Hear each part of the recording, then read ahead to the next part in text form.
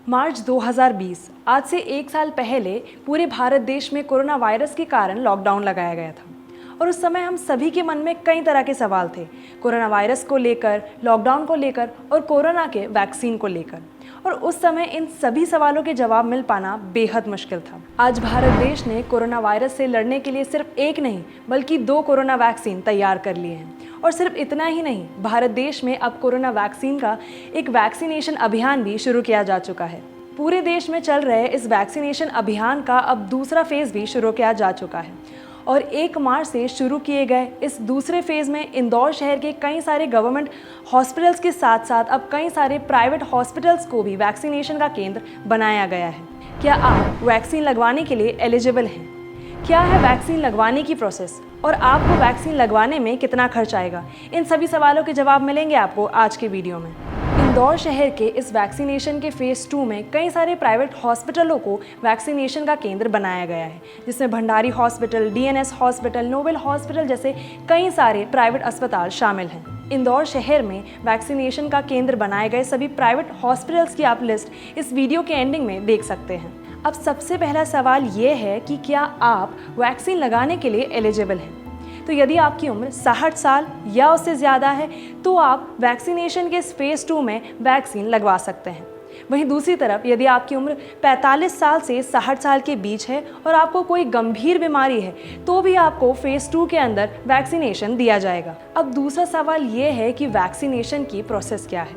कई लोगों को लग रहा है कि यदि वो एक एलिजिबल कैंडिडेट हैं तो वो सिंपली हॉस्पिटल जाकर वैक्सीनेशन करवा सकते हैं, पर ऐसा नहीं है। यदि आप वैक्सीनेशन करवाना चाहते हैं तो आपको एक प्रोसेस फॉलो करनी होगी और आपको सबसे पहले कराना होगा रजिस्ट्रेशन।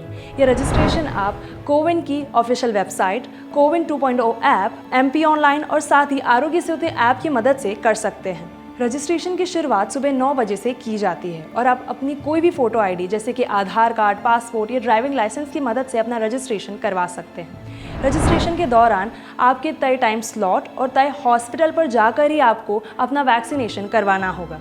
60 साल के या उससे ज़्यादा उम्र वाले लोगों को वैक्सीनेशन के लिए अपने साथ ID कार्ड ले जाना ज़रूरी होगा। वहीं गंभीर बीमारियों से जूझ रहे सभी व्यक्तियों को वैक्सीन लगवाने के लिए मेडिकल सर्टिफिकेट देना ज़रूरी होगा। इस सर्टिफिकेट के लिए सरकार ने एक डिक्लेरेशन फॉर्मेट और साथ ही में इस क्राइटेरिया में आने वाली 20 बीमारियों के नाम की लिस्ट भी जारी की है।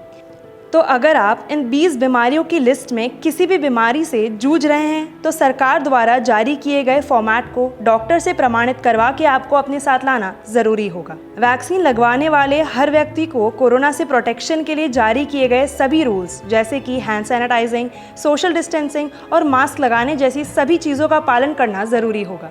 अगर बात की जाए कि आपको इस वैक्सीनेशन में कितने का खर्च आएगा, तो जितने भी सरकारी केंद्र हैं उन सभी अस्पतालों में आपको ये वैक्सीनेशन निःशुल्क मिलेगा। वहीं जितने भी प्राइवेट हॉस्पिटल्स हैं उसमें आपको मात्र 250 रुपये देने होंगे, जिसमें 100 रुपये आपको सर्विस फीस देनी होगी और 150 रुपये होंगे वैक्सीनेशन के।